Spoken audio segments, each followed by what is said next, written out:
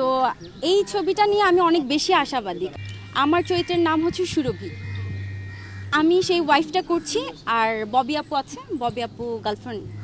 এই সিনেমা যুক্ত হওয়ার গল্পটা পুরোটাই একটা মিরাক্কেল টাইপ। যেমন আমি গতকালকে এক্সাম্পল দেখাই, যেমন আমি গতকালকে ফোন পেয়েছি যে কালকে আমার শুটিং, এরকমটাই হয়েছে। তো হঠাৎ করে আমাকে আমাদের কি বলে সাদাত হোসেন লিটন ভাই আমাকে ফোন করে বলছে যে শিলা তোমার এত তারিখ থেকে শিডিউল আছে। আমি বললাম কেন ভাইয়া? বলে আমার ময়ূরাক্ষীতে আমি তোমাকে নিতে চাই।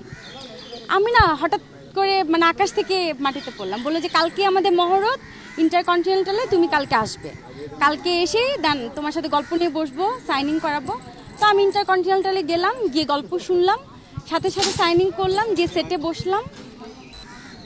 তো এইভাবেই আমার ময়ূরাক্ষীতে আমি। আপনার চরিত্রটার ধরনটা কি যদি বলতেন? আসলে এই ছবিতে আপনারা সকলেই জানেন যে ময়ূরাক্ষী ছবিতে একটা প্লেন ছিনতাইকারী থাকে। তো প্লেন ছিনতাইকারীর একজন ওয়াইফ থাকে আর একজন গার্লফ্রেন্ড থাকে।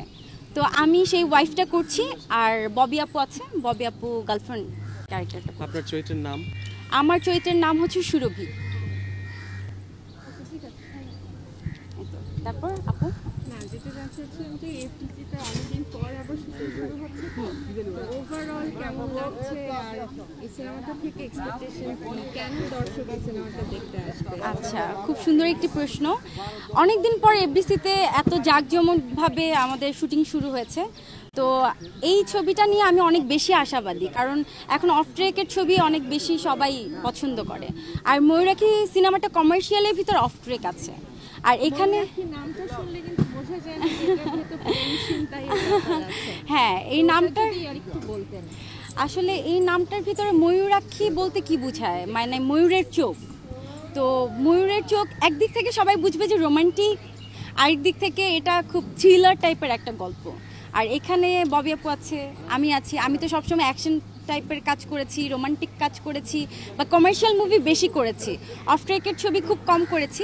এখন যেহেতু আমাদের অফ ট্রেকের গল্প হচ্ছে বেশি, অফ ট্রেক দর্শক পছন্দ করছে, সিনেপ্লেক্সের ছবিগুলো দর্শক দেখতে চায়। তো এখন সিনেপ্লেক্সের গল্প হিসেবে আমি ময়ূরাক্ষীটা চুজ করেছি। আর আমার কাছে মনে হয় যে ময়ূরাক্ষীটা আমার লাইফের জন্য অনেক প্লাস পয়েন্ট একটা কাজ হবে। আমি চলচ্চিত্রে আসার পরে থেকে খুব সুশৃঙ্খলভাবে কাজ করেছি। আল্লাহর রহমতে আমার কোনো প্রতারণার শিকার হতে হয়নি। আই এম সো লাকি যে আমি এ পর্যন্ত যে কয়টা ছবি করেছি, পরিচালক প্রযোজকরা আমাকে যেভাবে ক্যারেক্টার বলেছে আমি ওইভাবেই আমার ক্যারেক্টারটা পেয়েছি। আর এই ছবিতে যেহেতু আরেকটি নায়িকা আছে, ববি আপু আছে, সো এখানে ববি আপু কেন, আরও যদি 5টা নায়িকাও থাকে I don't care, because of আমি একজন অভিনেত্রী, আমি আমার অভিনয় দিয়ে বের হয়ে আসবো। আমি জানি যে কিভাবে পর্দায় আমার দৃষ্টি আকর্ষণ করতে হবে দর্শকের কাছে। সো আমি এটা নিয়ে কখনোই ভাবি না। Thank you so much. Thank you.